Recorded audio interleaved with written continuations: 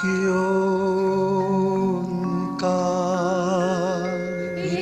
ओंकार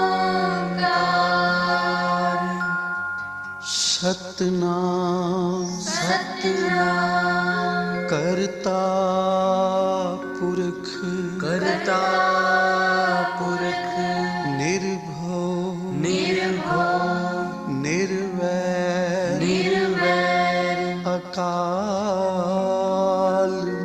मूरत अकाल मूरत अजूनी सैभं अजूनी सैभं गुर प्रसाद जप गुर प्रसाद जप आद सच आद सच जुगाद सच जुगाद सच है भी सच है भी सच नानक होसी भी सच नानक होसी भी सच नानक होसी भी सच नानक होसी भी सच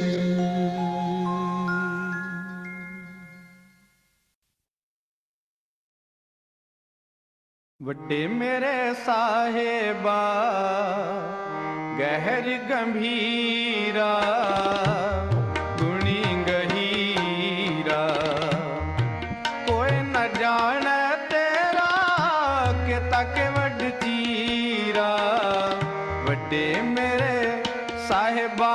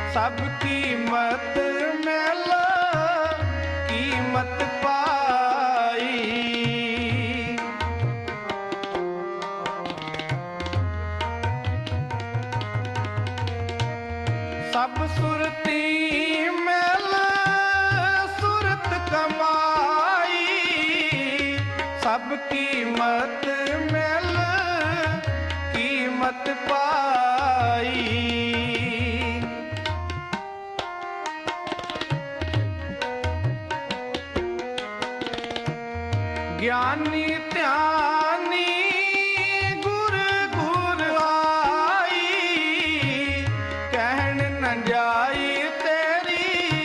ਦਿਲ ਵਡਿਆਈ ਵੱਡੇ ਮੇਰੇ ਸਾਹਿਬਾ ਗਹਿਰ ਗੰਭੀਰਾ ਗੁਣੀ ਗਹੀਰਾ ਕੋਈ ਨ ਜਾਣੈ ਤੇਰਾ ਕਿਤਾ ਕਿ ਵੱਡ ਚੀਰਾ ਵੱਡੇ ਮੇਰੇ ਸਾਹਿਬਾ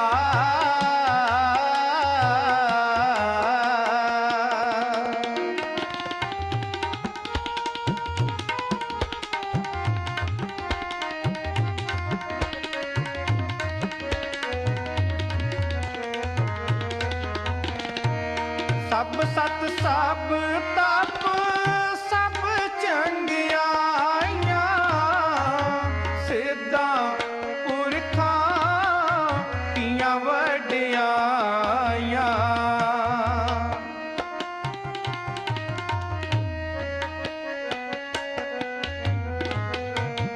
ਸਭ ਸਤ ਸਭ ਤਪ ਸਭ ਚੰਗਿਆਈਆਂ ਸਿੱਧਾ ਪੁਰਖਾਂ ਕੀਆਂ ਵਡਿਆਈਆਂ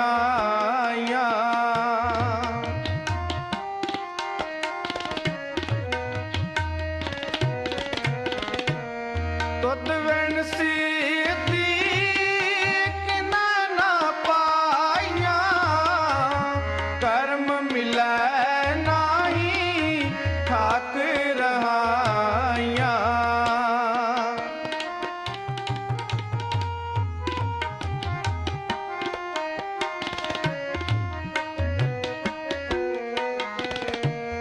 ਤੁਧ ਵਿਣ ਸੀਧੀ ਕਿਨਾ ਨਾ ਪਾਈਆਂ ਕਰਮ ਮਿਲੈ ਨਾਹੀ ਠਾਕ ਰਹਾਈਆਂ ਵੱਡੇ ਮੇਰੇ ਸਾਹਿਬਾ ਗਹਿਰ ਗੰਭੀਰਾ ਗੁਣੀ ਗਹੀਰਾ ਕੋਈ ਨ ਜਾਣੈ ਤੇਰਾ ਕਿਤਾ ਕਿ ਵੱਡ ਚੀਰਾ ਵੱਡੇ ਮੇਰੇ ਸਾਹਿਬਾ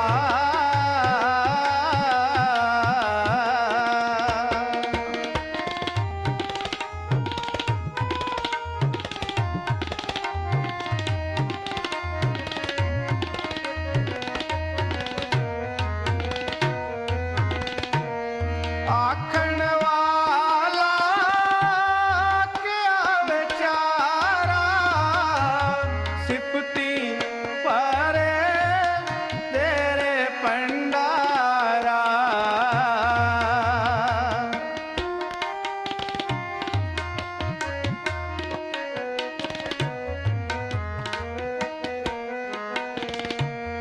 ਆਖਣ ਵਾਲਾ ਕਿਆ ਵਿਚਾਰਾ ਸਿਫਤੀ ਪਰੇ ਤੇਰੇ ਭੰਡਾਰਾ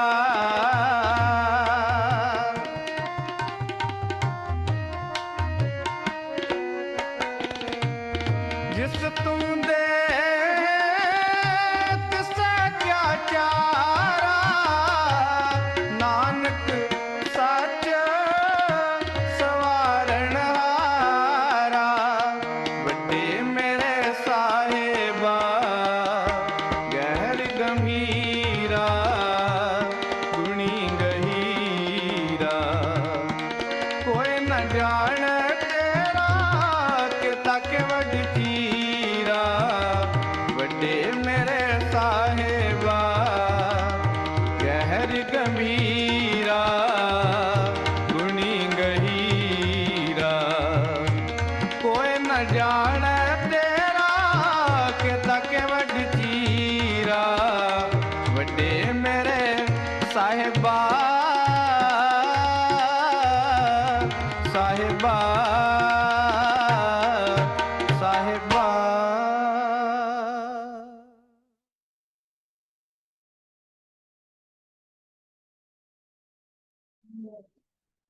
जय गुरु जी। शुक्राना गुरु जी, बहुत बहुत शुक्राना आपका। जय गुरु जी संगत जी, वेलकम टू गुरु जी दरबार। बहुत बहुत शुक्राना महाराज। संगत जी, आज की सेवा नीनापुरी आंटी की है and she will be reading Rudra Samhita का chapter 3rd and 4th. Leena aunty आप अपने आप को अनम्यूट कर लीजिए. जय गुरु जी आंटी, जय आवाज गुरु जी. ठीक आ रही है? हाँ जी आंटी, ठीक है, आप सेवा शुरू करिए आंटी. ठीक है. जय गुरु जी, जय गुरु जी संगत जी. ओम श्री गणेशाय नमः. ओम नमो शिवाय, शिव जी सदा सहाय. ओम नमो शिवाय, गुरु जी सदा सहाय. मैं पहला चैप्टर 3 शुरू कर रही हूँ. रुद्र संहिता का सृष्टि खंड का. माया निर्मित नगर में शील निधि की कन्या पर मोहित हुए नारद जी का भगवान विष्णु से उनका रूप मांगना, भगवान का अपने रूप के साथ उन्हें वानर का सा मुंह देना, कन्या का भगवान को वरण करना और कुपित हुए नारद का शिव गणों को शाप देना. सूत जी कहते हैं, महर्षियों, जब नारद मुनि इच्छानुसार वहां से चले गए, तब भगवान शिव की इच्छा से माया विशारद श्री हरि ने तत्काल अपनी माया प्रकट की.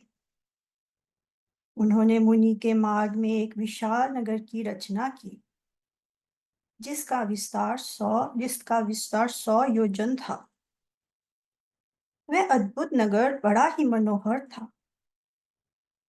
भगवान ने उसे अपने वैकुंठ लोक से भी अधिक रमणीय बनाया था. नाना प्रकार की वस्तुएं उस नगर की शोभा बढ़ाती थी. वहां स्त्रियां और पुरुषों के लिए बहुत से विहार स्थल थे.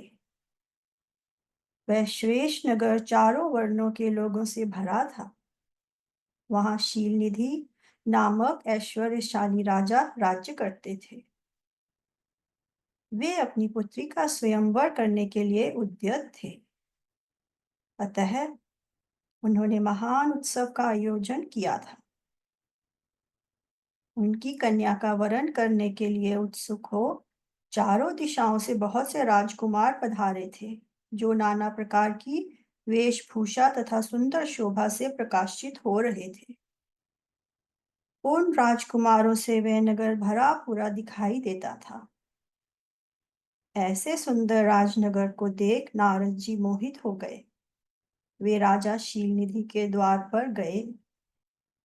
मुनि शिरोमणि नारद को आया देख महाराजा शीलनिधि ने श्रेष्ठ रत्नमय सिंहासन पर बिठाकर उनका पूजन किया. तत्पश्चात अपनी सुंदरी कन्या को, जिसका नाम श्रीमती था, बुलवाया और उससे नारद जी के चरणों में प्रणाम करवाया. उस कन्या को देखकर नारद मुनि चकित हो गए और बोले, राजन, यह देव कन्या के समान सुंदरी महाभागा कन्या कौन है?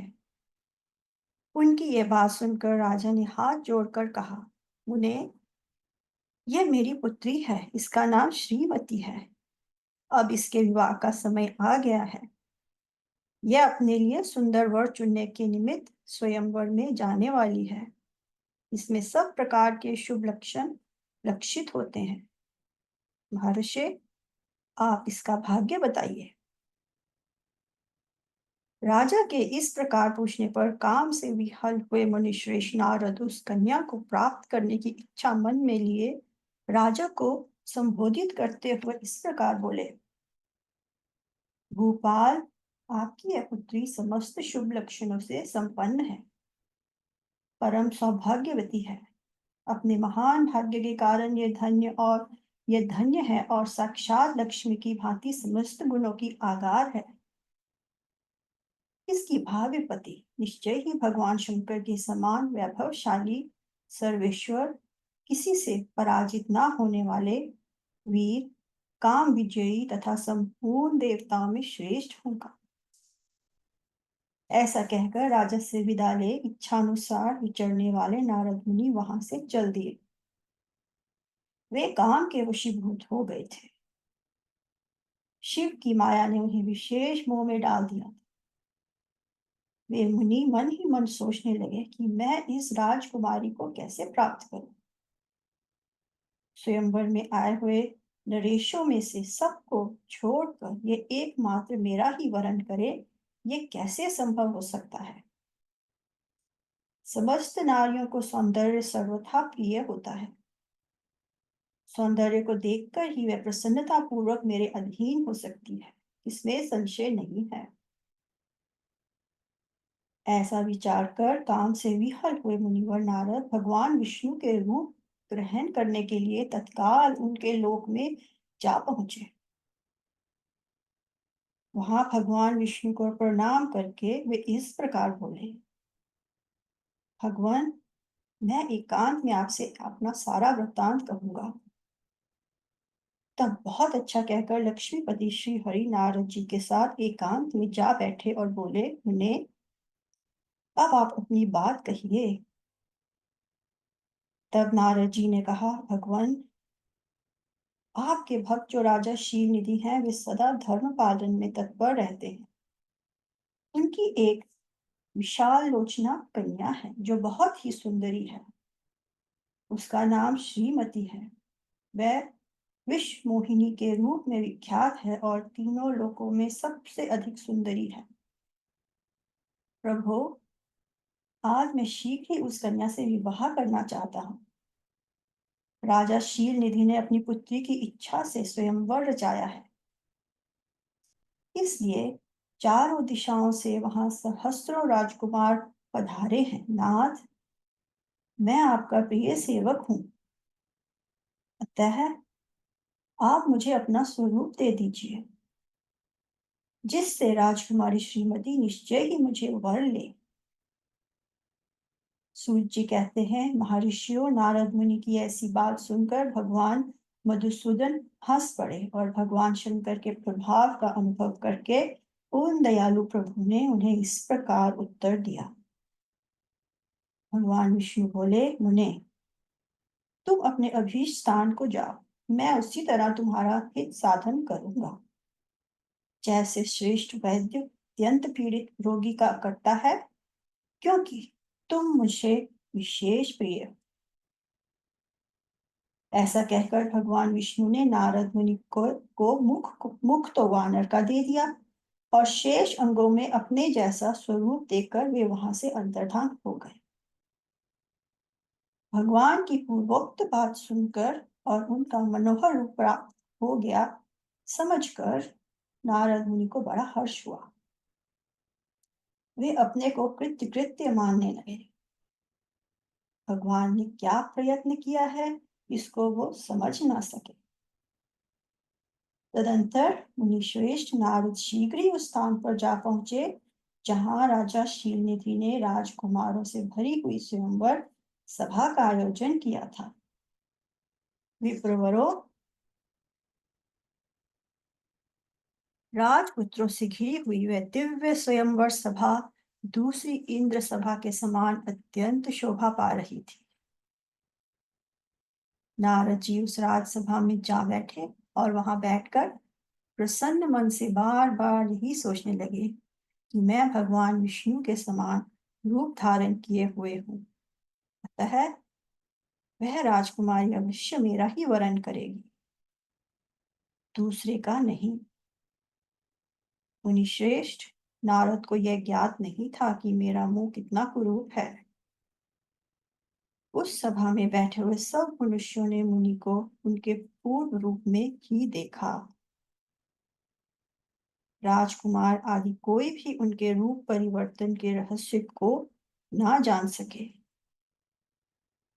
वहां नारद जी की रक्षा के लिए भगवान रुद्र के 2 पार्षद आए थे, जो ब्राह्मण का रूप धारण करके गूढ़ भाव से वहां बैठे थे। वे ही नारद जी के रूप परिवर्तन के उत्तम भेद को जानते थे। मुनि को काम आवेश से मूढ़ हुआ जान वे दोनों पार्षद उनके निकट गए और आपस में बातचीत करते हुए उनकी हंसी उड़ाने लगे। परंतु मुनि, परंतु मुनि तो काम से विहल हो रहे थे, अतः उन्होंने उनकी यथार्थ बात भी अनसुनी कर दी। वे मोहित हो श्रीमती को प्राप्त करने की इच्छा से उसके आगमन की प्रतीक्षा करने लगे। इसी बीच में वह सुंदरी राजकन्या स्त्रियों से घिरी हुई अंतःपुर से वहां आई। उसने अपने हाथ में सोने की एक सुंदर माला ले रखी थी। वह शुभ लक्षणा राजकुमारी स्वयंवर के मध्य भाग में लक्ष्मी के समान खड़ी हुई पूर्व शोभा पा रही थी। उत्तम व्रत का पालन करने वाली वह भूप कन्या माला हाथ में लेकर अपने मन के अनुरूप वर का अन्वेषण करती हुई सारी सभा में भ्रमण करने लगी। नारद मुनि का भगवान विष्णु के समान शरीर और वानर जैसा मुंह देखकर वह कुपित हो गई और उनकी ओर से दृष्टि हटाकर प्रसन्न मन से दूसरी ओर चली गई। स्वयंवर सभा में अपने मनोवांछित वर को ना देखकर वे भयभीत हो गई। राजकुमारी उस सभा के भीतर चुपचाप खड़ी रह गई। उसने किसी के गले में जयमाला नहीं डाली। इतने में ही राजा के समान वेशभूषा धारण किए भगवान विष्णु वहां आ पहुंचे। किन्हीं दूसरे लोगों ने उनको वहां नहीं देखा। केवल उस कन्या की ही दृष्टि उन पर पड़ी। भगवान को देखते ही उस परम सुंदरी राजकुमारी का मुख प्रसन्नता से खिल उठा। उसने तत्काल ही उनके कंठ में वह माला पहना दी। राजा का रूप धारण करने वाले भगवान विष्णु उस राजकुमारी को साथ लेकर तुरंत अदृश्य हो गए और अपने धाम में जा पहुंचे। इधर सब राजकुमार श्रीमती की ओर से निराश हो गए। नारद मुनि तो काम वेदना से आतुर हो रहे थे, इसलिए वे अत्यंत विहल हो उठे। तब वे दोनों विप्र रूपधारी ज्ञान विशारद रुद्रगण काम विहल नारद जी से श्रीशन बोले। रुद्रगणों ने कहा, हे नारद, हे मुने, तुम व्यर्थ ही काम से मोहित हो रहे हो और सौंदर्य के बल से राजकुमारी को पाना चाहते हो। अपना वानर के समान घृणित मुंह तो देख लो।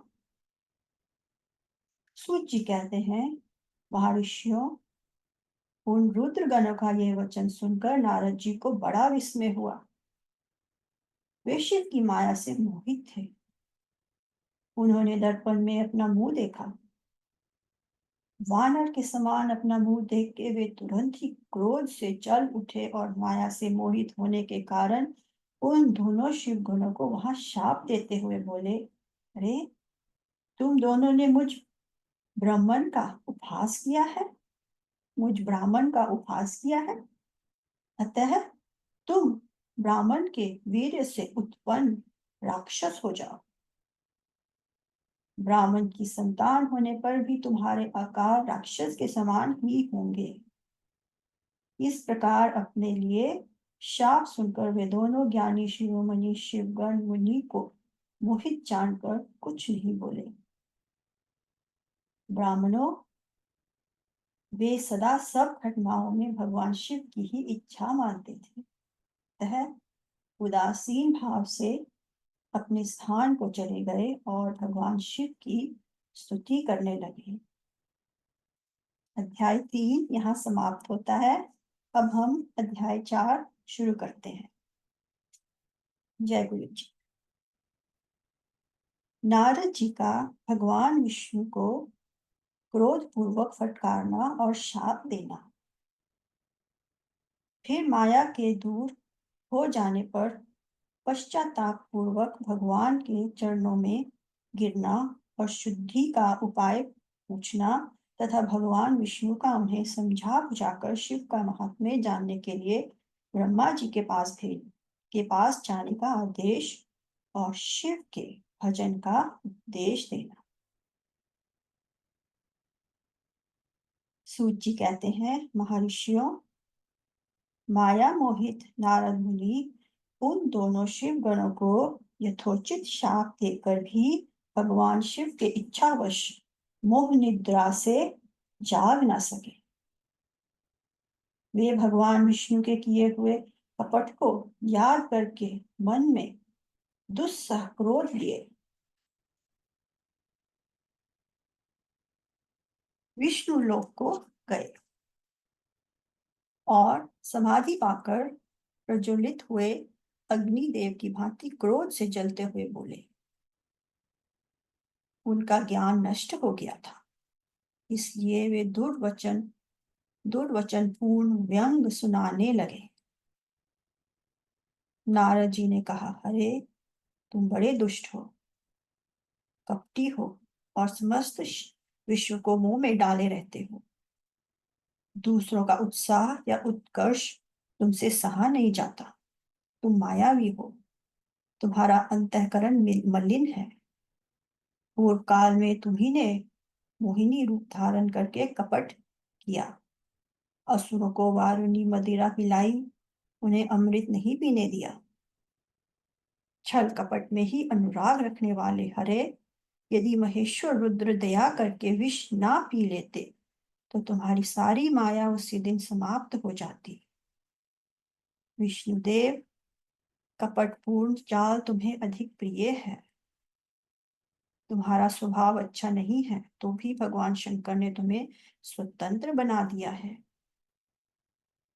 तुम्हारी इस चाल ढाल को समझकर अब वे भगवान शिव भी पश्चाताप करते होंगे। अपनी वाणी रूप वेद की प्रामाणिकता स्थापित करने वाले महादेव जी ने रावण को सर्वोपरि बताया है। अरे, इस बात को जानकर आज मैं बलपूर्वक तुम्हें ऐसी सीख दूंगा जिससे तुम फिर कभी कहीं भी ऐसा कर्म नहीं कर सकोगे। अब तक तुम्हें किसी शक्तिशाली या तेजस्वी पुरुष से पाला नहीं पड़ा था, इसलिए आज तक तुम निडर बने हुए हो। परंतु विष्णु, अब तुम्हें अपनी करनी का पूरा पूरा फल मिलेगा। भगवान विष्णु से ऐसा कहकर माया मोहित नारद मुनि अपने ब्रह्म तेज का प्रदर्शन करते हुए क्रोध से खिन्न हो उठे और शाप देते हुए बोले, विष्णु, तुमने स्त्री के लिए मुझे व्याकुल किया है। तुम इसी तरह सबको मुंह में डालते रहते हो। यह कपटपूर्ण कार्य करते हुए तुमने जिस स्वरूप से मुझे संयुक्त किया था, उसी स्वरूप से तुम मनुष्य हो जाओ और स्त्री के वियोग का दुख भोगो। तुमने जिन वानरों के समान मेरा मुंह बनाया था, वे ही उस समय तुम्हारे सहायक हो। तुम दूसरों को स्त्री विरह का दुख देने वाले हो, अतः स्वयं ही तुम्हें स्त्री के वियोग का दुख प्राप्त हो। अज्ञान से मोहित मनुष्यों के समान तुम्हारी स्थिति हो। अज्ञान से मोहित हुए नारद जी के मोहवश श्री हरि को जब इस तरह शाप दिया, तब उन्होंने शंभु की माया की प्रशंसा करते हुए उस शाप को स्वीकार कर लिया। तदंतर महालीला करने वाले शंभु ने अपनी उस विश्व मोहिनी माया को, जिसके कारण ज्ञानी नारद मुनि भी मोहित हो गए थे, खींच लिया। उस माया के तिरोहित होते ही नारद जी पूर्ववत शुद्ध बुद्धि से युक्त हो गए। उन्हें पूर्ववत ज्ञान प्राप्त हो गया और उनकी सारी व्याकुलता जाती रही। इससे उनके मन में बड़ा विस्मय हुआ। वे अधिक पश्चाताप करते हुए बारंबार अपनी निंदा करने लगे।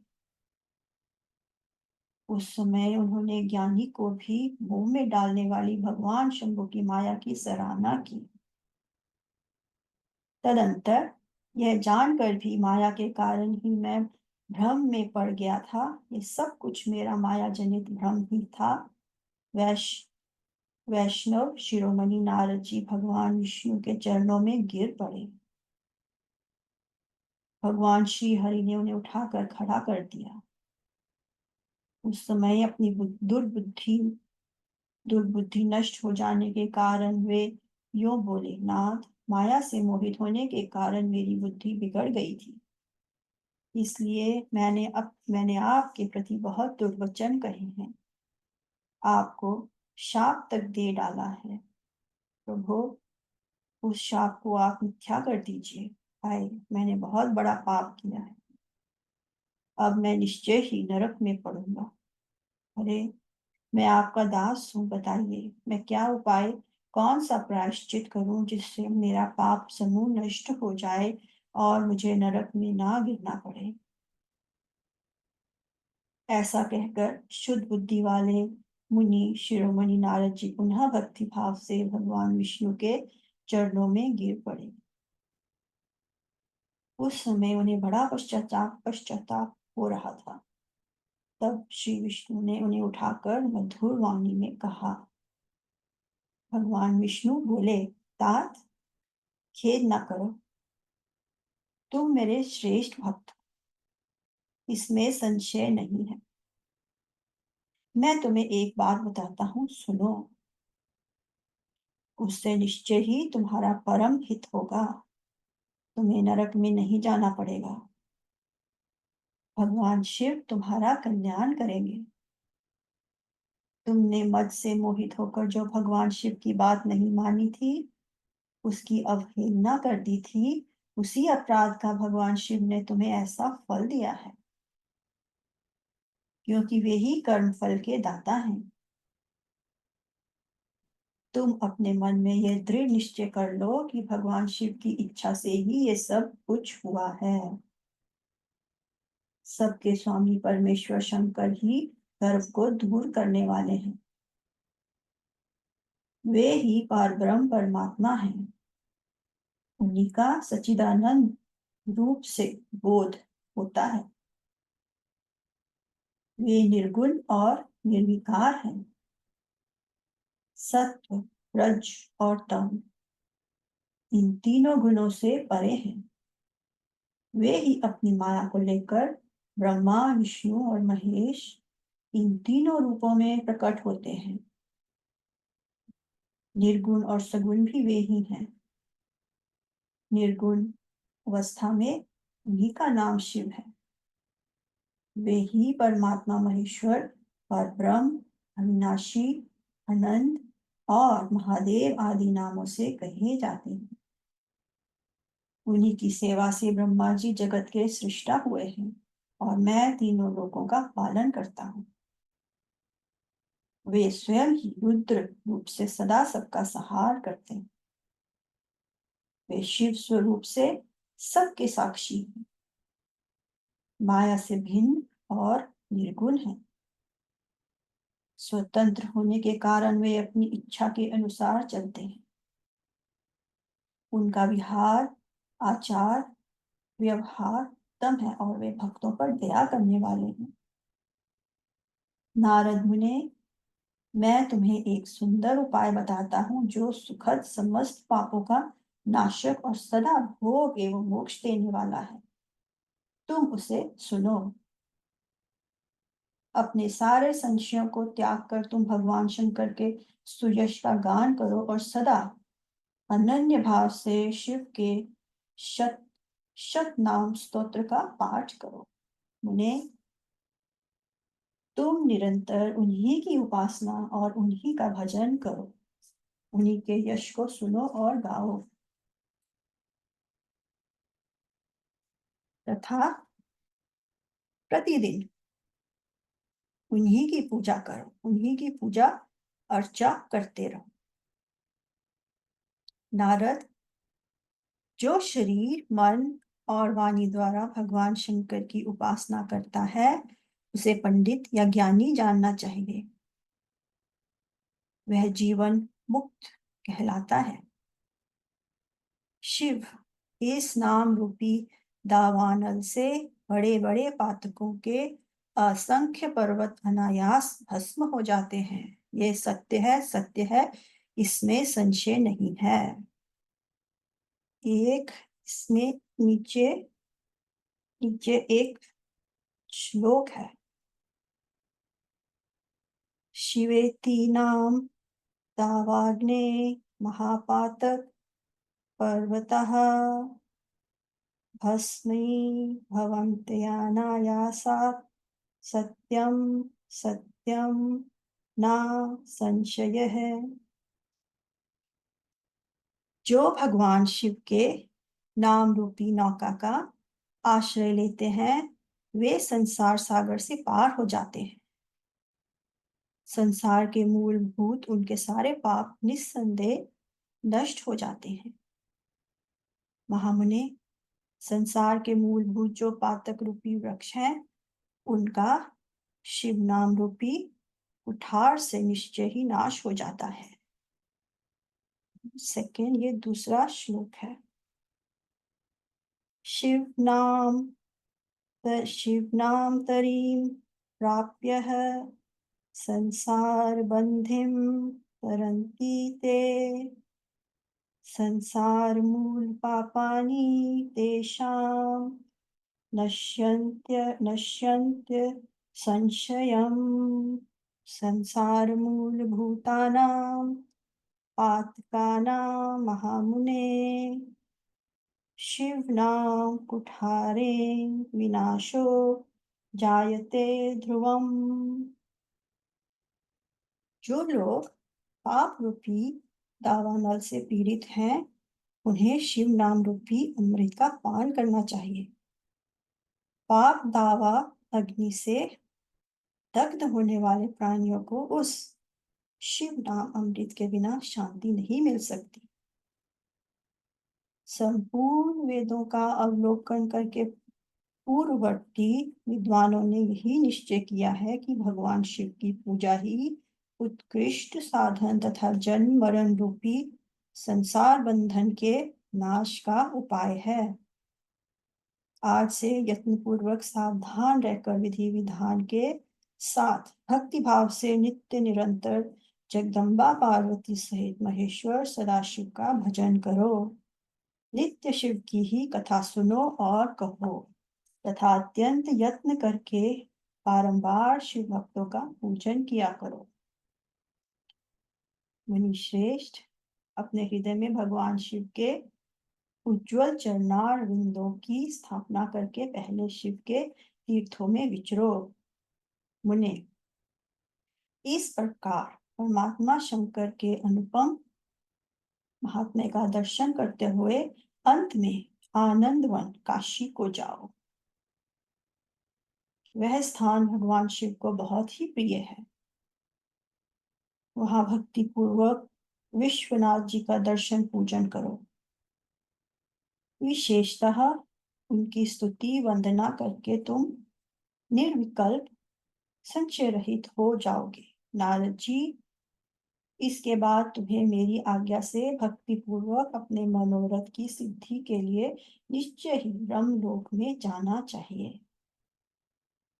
वहां अपने पिता ब्रह्मा जी की विशेष रूप से स्तुति वंदना करके तुम्हें प्रसन्नता पूर्वक हृदय से बारंबार शिव महिमा के विषय में प्रश्न करना चाहिए।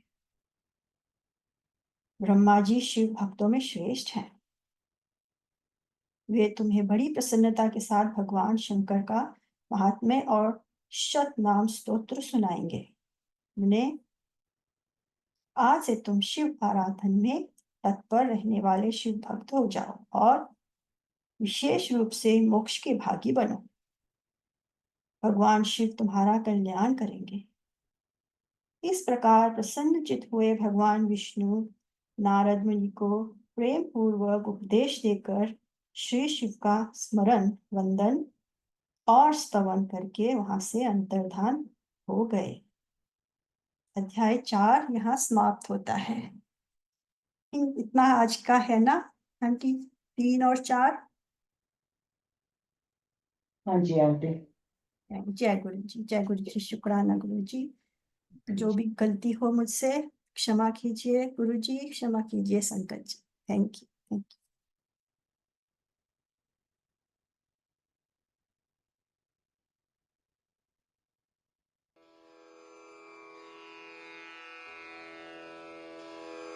जय गुरु जी की। अब हम मंत्र जाप करेंगे।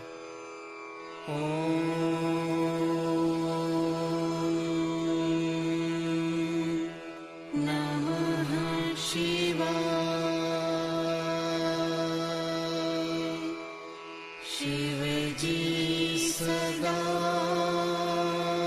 सहाय।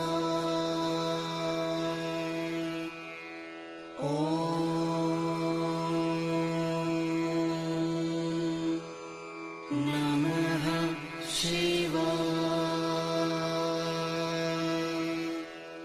गुरुजी सदा सहाय।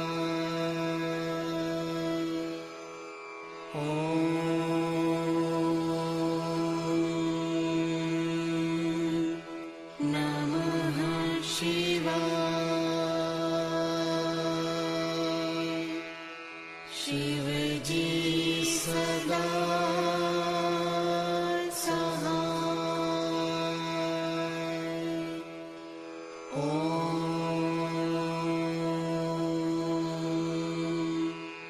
नमः शिवाय। गुरुजी सदा सहाय।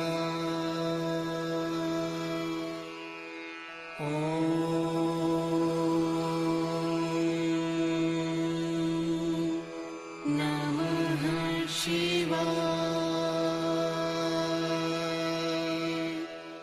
शिव जी सदा सहाय।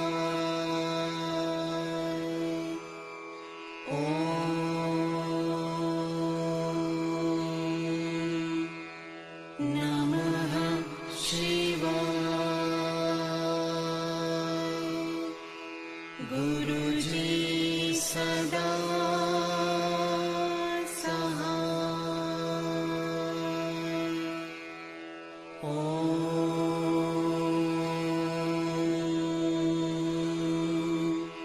नमः शिवाय।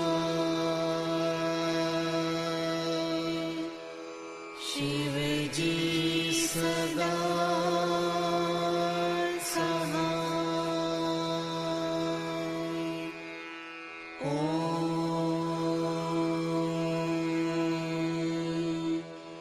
नमः शिवाय। गुरुजी सदा सहाय।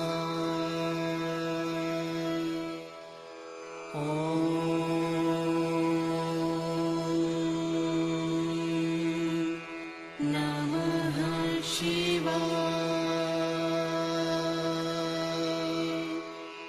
शिव जी सदा सहाय।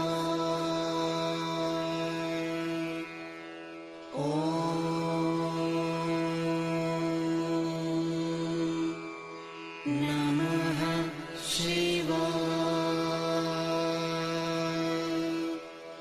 गुरुजी सदा सहाय।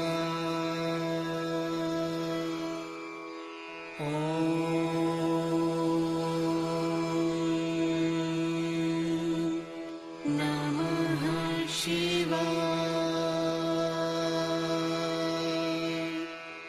शिव जी सदा सहाय।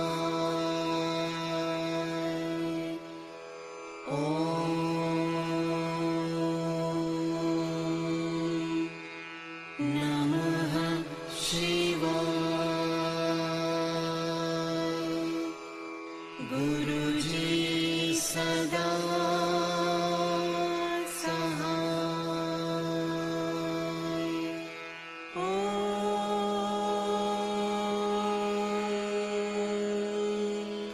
नमः शिवाय। शिव जी सदा सहाय।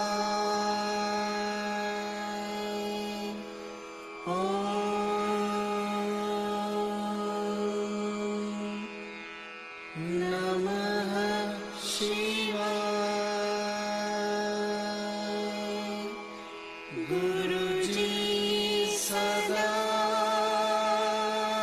सहाय।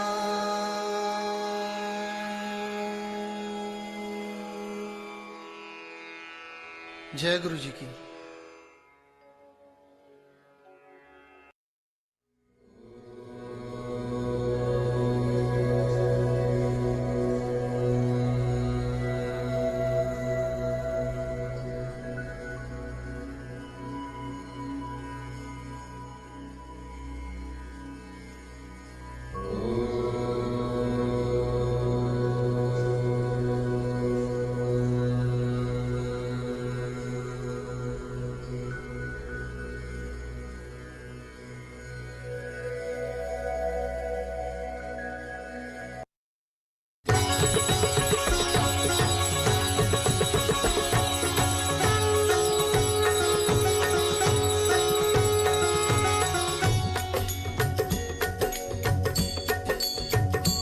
ओम जय शिव ओंकारा प्रभु हरि शिव ओंकारा ब्रह्मा विष्णु सदा शिव ब्रह्मा विष्णु सदा शिव अर्धांगी धारा ओम जय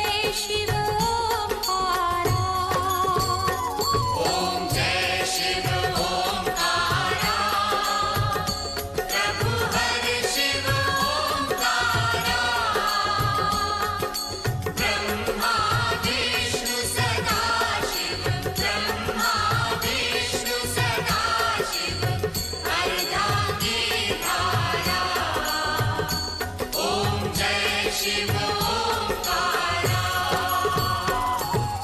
एकानन चतुरानन पंचानन राजे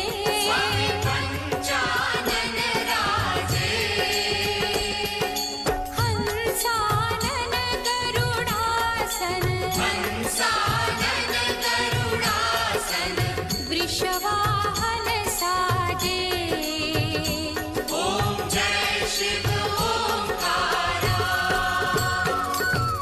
दो भुज चारु चतुर्भुज दश भुज ते सोहे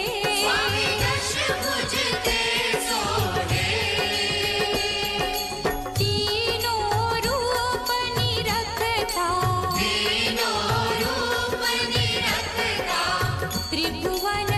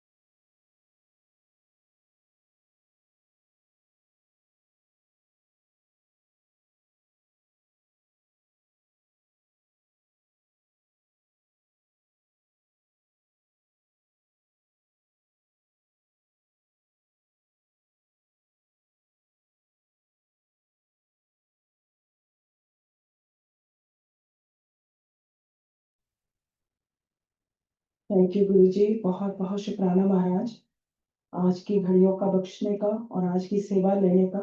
हम सब से कोई भूल चूक हो गई हो गुरु जी, माफ कर देना। आपके बच्चे हैं, नहीं जानते, कई बार सुनने में पढ़ने में कहीं भी हमसे कोई भूल चूक हो जाए, हमें माफ कर दीजिएगा गुरु जी। आई हुई सारी संगत पर अपनी मेहर बख्शाना गुरु जी, अपनी मेहर वाला हाथ सबके बच्चों पे रखना, हम सबको शक्ति देना गुरु जी, कि आने वाले टाइम में भी हम ऐसे ही आपकी सेवा करते रहें और आपके चरणों से जुड़े रहें। बहुत बहुत शुक्राना गुरु जी, बहुत बहुत शुक्राना। थैंक यू सो मच संगत जी, आज के दिन दरबार में आने का। थैंक यू नीनापुरी आंटी, आज की सेवा लेने का बहुत बहुत शुक्राना आपका। संगत जी आप अपने आप को अनम्यूट कर लीजिए और आज्ञा ले लीजिए, फिर से दोबारा से थर्सडे को गुरु जी के दरबार में फिर से मिलेंगे। बहुत बहुत शुक्राना महाराज। शुक्राना गुरु जी। जय जय गुरु जी। जय गुरु जी। जय गुरु जी। मैं एक क्विक क्वेश्चन था मेरा कि तुम भेज दोगे मुझे शिप्रान वाला? Uncle, I will text you after the Agya. I will text you and I will let you know, okay? Okay. हाँ जी, thank you uncle, thank you.